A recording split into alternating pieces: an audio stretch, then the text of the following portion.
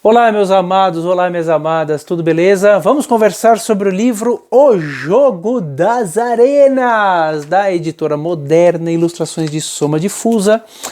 E é um livro de ficção científica, tecnologia, e eu vou responder algumas questões sobre o livro. Então, durante as respostas, a gente vai fazer um bate-papo bem legal. Estão preparados?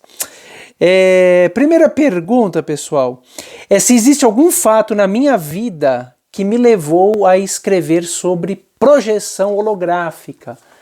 Gente, eu só escrevo, presta atenção, você aí, você que está dormindo, eu só escrevo sobre aquilo que faz parte da minha vida, eu só escrevo sobre aquilo que faz sentido para mim, eu só escrevo sobre aquilo que eu conheço. Ora, mas eu nunca fiz uma projeção holográfica, eu nunca interagi com uma projeção holográfica. Mas como o livro O Jogo das Arenas é um livro que tem essa inteligência artificial, que por meio de projeções holográficas aprisiona as pessoas, eu faço uma metáfora. Quando eu desloco o tempo dessa narrativa para o futuro, uma história que se passa no futuro, certo?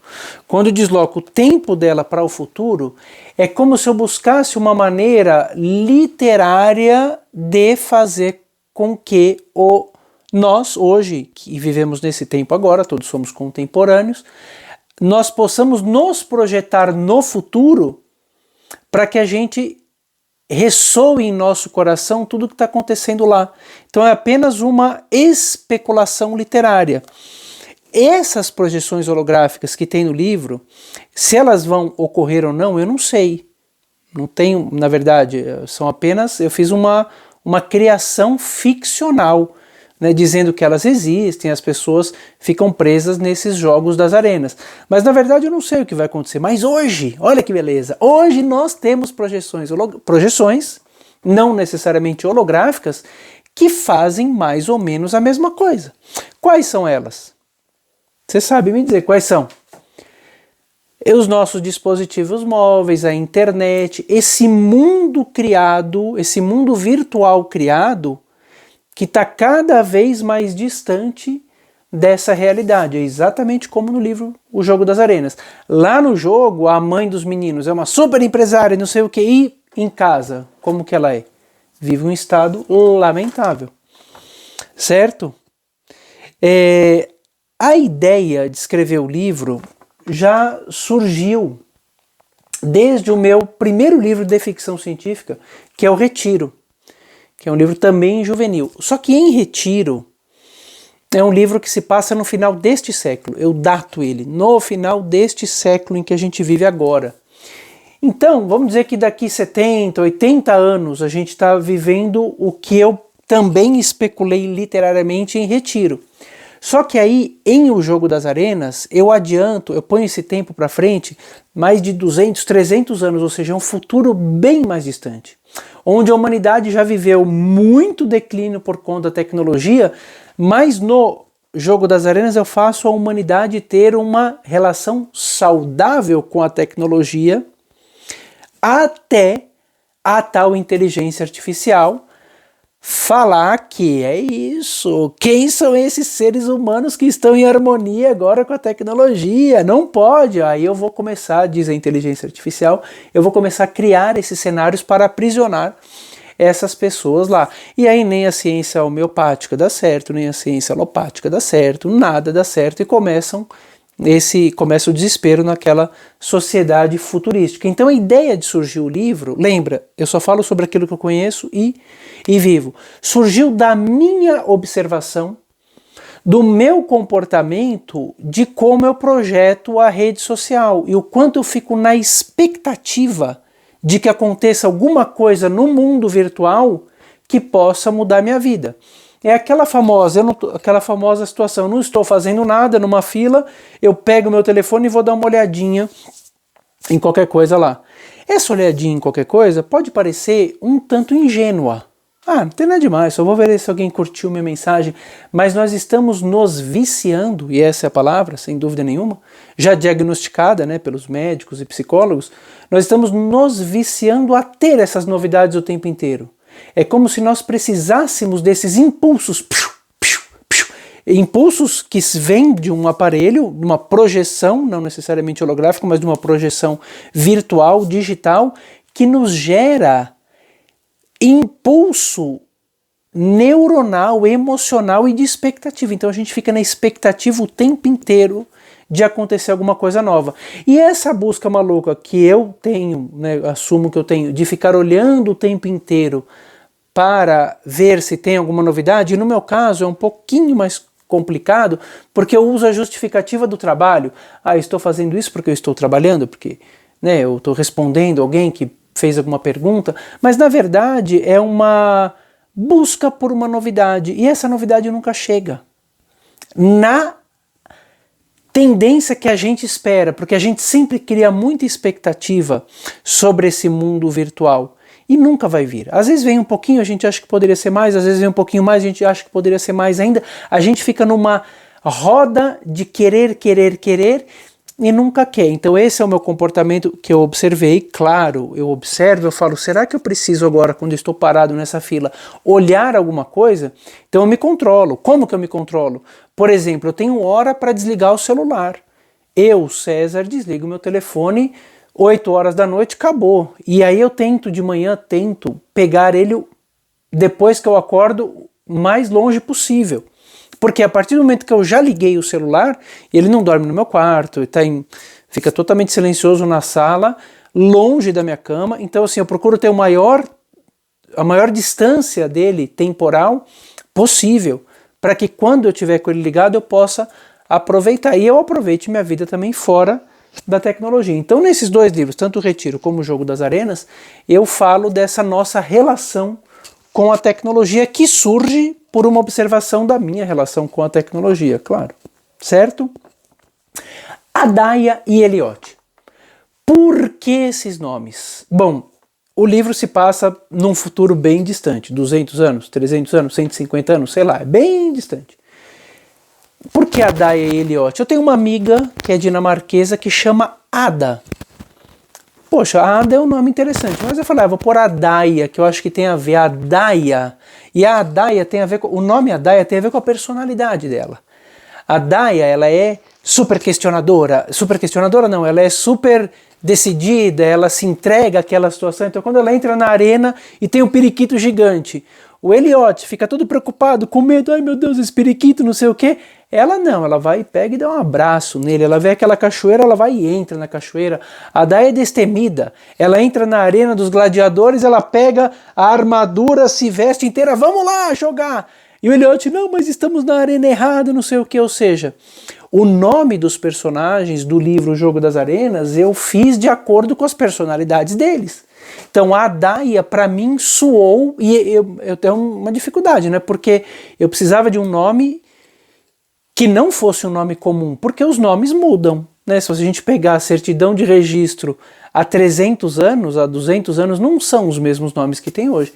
Então hoje eu vou assinar livro num colégio, tem Enzo, tem Pedro, tem João, tem Tiago.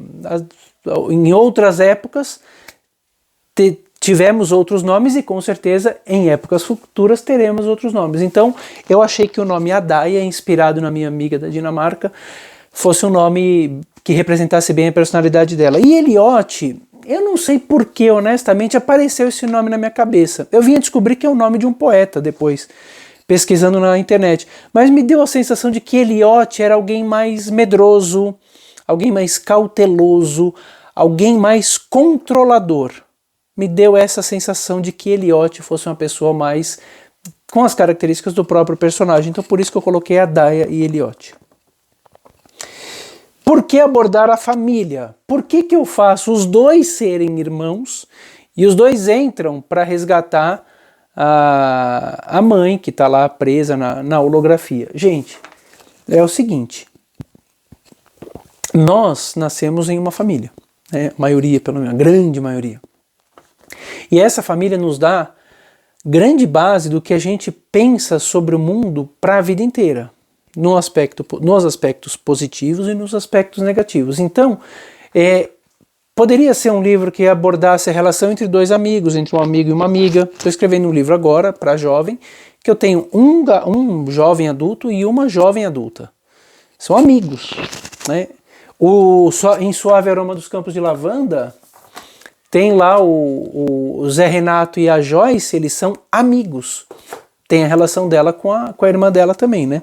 Mas aqui eu quis trazer esse ponto dos dois irmãos, porque eu tenho duas personagens interessantíssimas, a Day e Eliot. A Day é mais destemida, mais corajosa, Eliot mais medroso, mais receoso, mais controlador. E os dois entram juntos na mesma missão. E quando passam pelo portal do esquecimento, eles não sabem o que foram fazer lá. E aí, os dois juntos, cada qual com a sua personalidade, cada qual com as suas desconfianças, vão descobrir que tem a mesma missão, o mesmo objetivo. Então, por isso que eu trouxe a questão da família.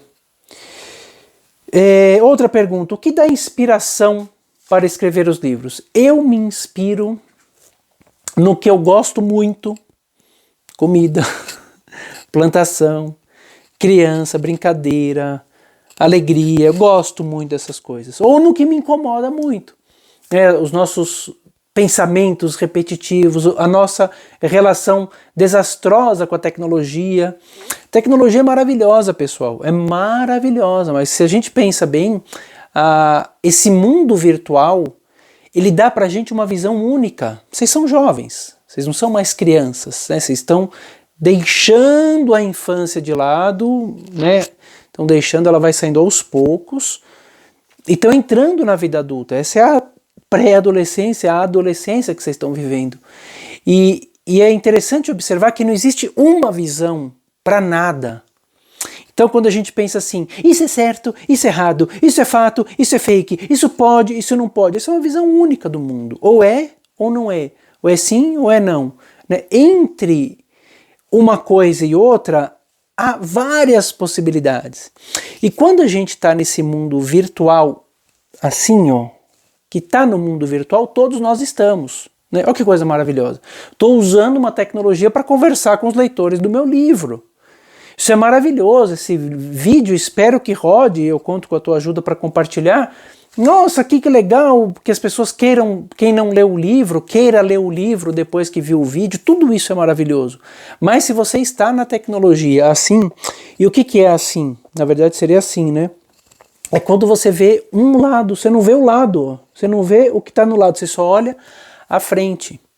Poderia dar alguns exemplos. Por exemplo, se você clicar no teu celular, que você quer procurar, sei lá, uma informação qualquer ali sobre um produto. Você quer comprar uma calculadora, sei lá, alguém compra calculadora hoje em dia, nem sei, né? Um telefone sem fio. Você só vai receber informação de telefone sem fio. Porque a inteligência artificial, como eu usei uma inteligência artificial no livro, mas hoje a inteligência artificial funciona. Funciona para quê? Para capturar você que é consumidor. Para me capturar que sou consumidor.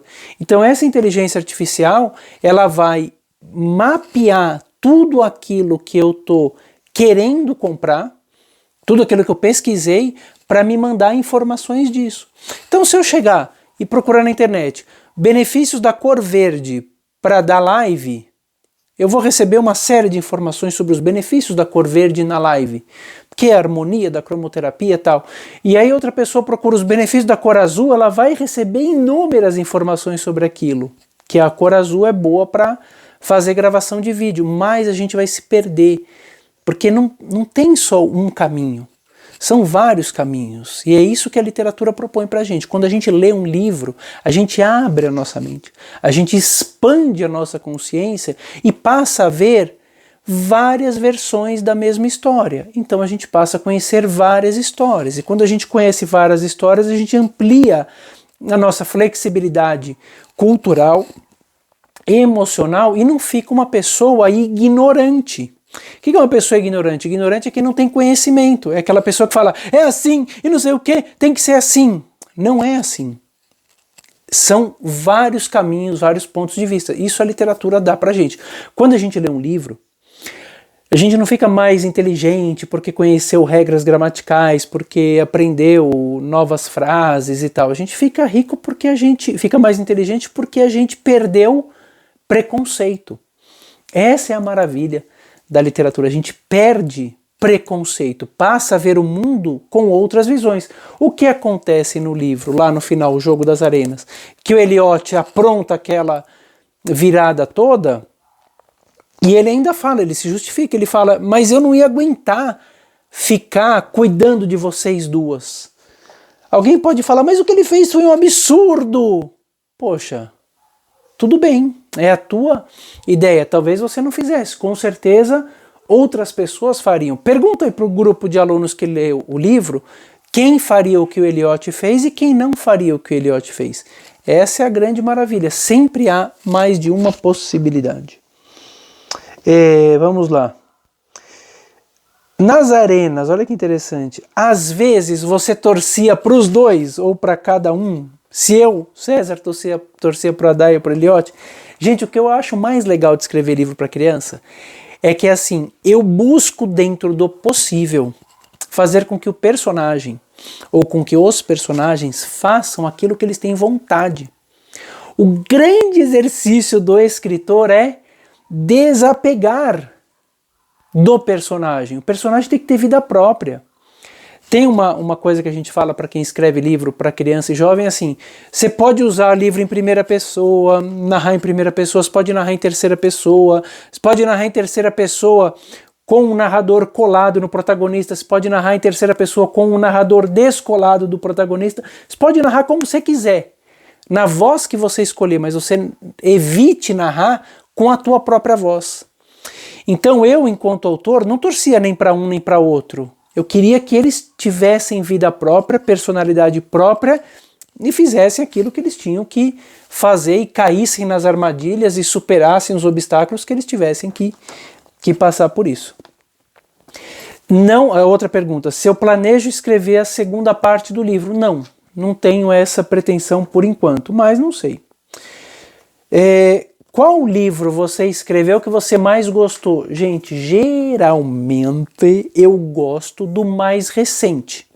Por quê? Porque o mais recente é aquele que eu quero mostrar, que eu quero compartilhar, que eu quero divulgar. Então, nesse momento, O Jogo das Arenas, que eu quero falar para vocês. Daqui 5 anos será outro livro. Mas é interessante, porque a partir do momento que eu faço o livro deixa de ser meu. Ele é do leitor, ele é da leitora. Então, se você perguntar quantos livros eu publiquei, eu digo agora, em 2022, eu digo 38. Aí, se você perguntar quantos livros você tem, eu vou falar nenhum. Como nenhum? Publicou 38. Não tenho nenhum, por quê? Porque o livro não é mais meu.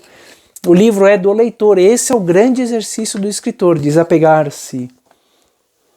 Bom, os nomes dos guardiões são diferentes? Sim, são diferentes. Por que eles são diferentes? Ora, eles são guardiões de inteligências artificiais, então eles tinham que ser diferentes, são inventados. Eu fiz uma série de nomes, de possibilidades de nomes e cheguei a esses nomes bem diferentes, Nhaste e Cami, para poder levar a narrativa adiante. Bom, por que projeção holográfica? Mais uma vez, né? A projeção holográfica é uma projeção. Ela não é a realidade. A realidade está aqui. Então, assim, eu me interesso pela realidade. Eu tô aqui, ó, eu poderia ter aquele fundo que muda a cor, né? Então eu poderia estar aqui numa praia, poderia estar aqui numa montanha, não, mas isso aqui é a cortina do meu escritório que eu acabei de arrumar, tô vendo que ela tá torta aqui, eu poderia arrumar melhor, ó. Isso é real, né? Talvez a parede aqui eu precisasse dar uma pintada melhor, mas eu coloquei aqui uma obra de arte que um amigo meu fez, me deu de aniversário. Então, essa é a realidade que eu gosto. Isso é a realidade. Por quê? Porque eu vou desligar o vídeo, isso aqui vai estar. Né? E aí eu vou olhar e como que eu posso fazer a minha realidade melhor. Só que, na maneira como nós estamos nos relacionando com a tecnologia, está virando uma coisa louca. O virtual, a holografia, a projeção, ela está mais interessante que a realidade. Então você olha o perfil de uma pessoa na internet, tá bombando, não sei o que, na praia e tal, aí você vai falar com ela, você não tem nada, né? Que estranho. Então eu uso essas ferramentas literárias, que é a criatividade, basicamente, para falar daquilo que eu vejo acontecendo na sociedade, né? Porque quando saíram da quinta arena, formou-se uma projeção mostrando cenas da humanidade com guerras e maldades do ser humano. Ora, o livro se passa há 300 anos. Então, há 200, 300 anos, ou seja, é um livro que se passa bem para o futuro. Então eu preciso contextualizar o leitor sem explicar muito o que a humanidade passou. Então eu desenhei esse cenário para a humanidade, um cenário no qual a humanidade se afundou, né, não tinha mais cuidado nenhum com o meio ambiente, o planeta estava devastado, as pessoas exploraram o planeta a exaustão, não tinha mais nada, só que quando a gente chegou nesse limite, aí começa a minha projeção, especulação literária, e inverteu.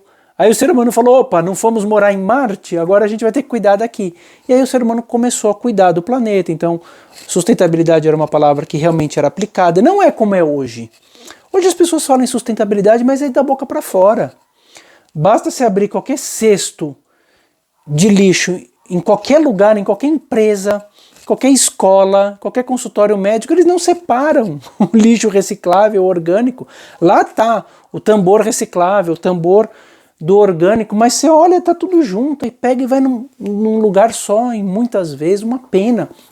Esse consumo desenfreado que a gente está fazendo, compra. Compra o quê? Tudo sai da natureza, não tem mais... A natureza não está aguentando dar pra gente as coisas que a gente quer comprar, e quer comprar para quê? Não é que você quer comprar para se vestir ou para comer, não é isso. A gente quer comprar para detonar o planeta em troco do quê? Talvez quando eu parta desse mundo, o mundo ainda seja habitável, mas será que será habitável quando meu filho tiver a minha idade hoje? Quando minha filha tiver a minha idade?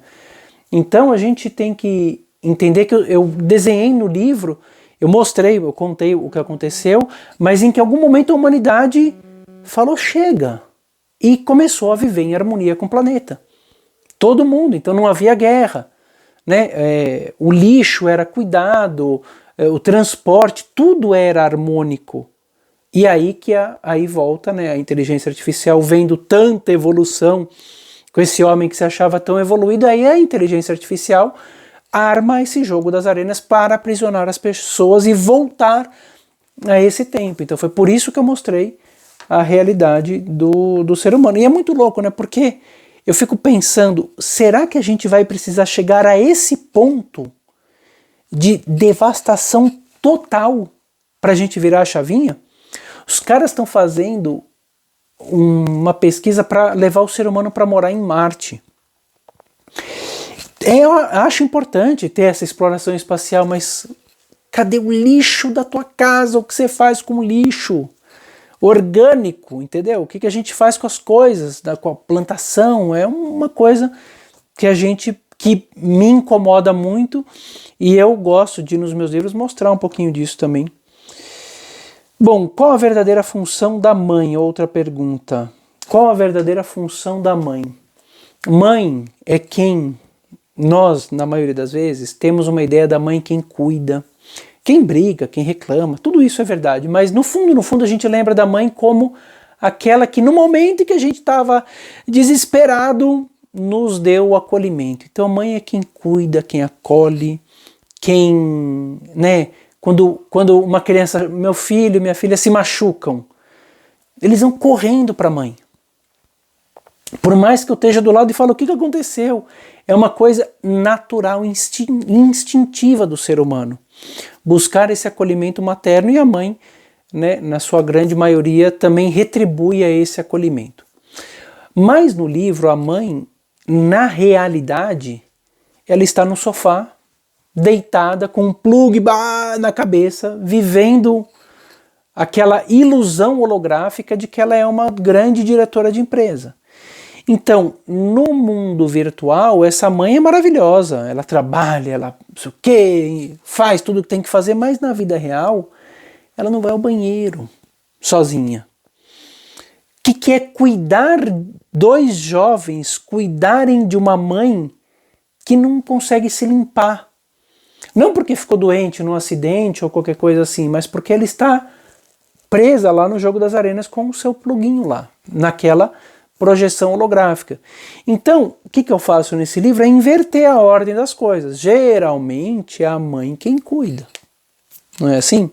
Pelo menos até uma certa idade a mãe quem cuida.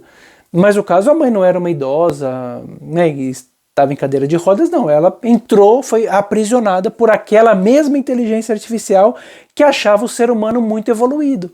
E aí vamos ver o que acontece.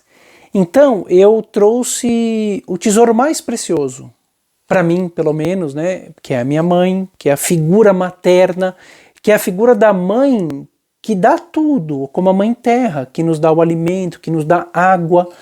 Essa é a função da mãe. Então, respondendo a pergunta, a mãe é a mãe, né? 3 letras que representam muita coisa, por isso que eu resolvi falar sobre a mãe. Tá bom, pessoal? O livro O Jogo das Arenas, espero que vocês tenham gostado da leitura, e se não leram, procurem saber sobre o livro e sobre os meus outros livros também. Um grande beijo, pessoal, e até mais.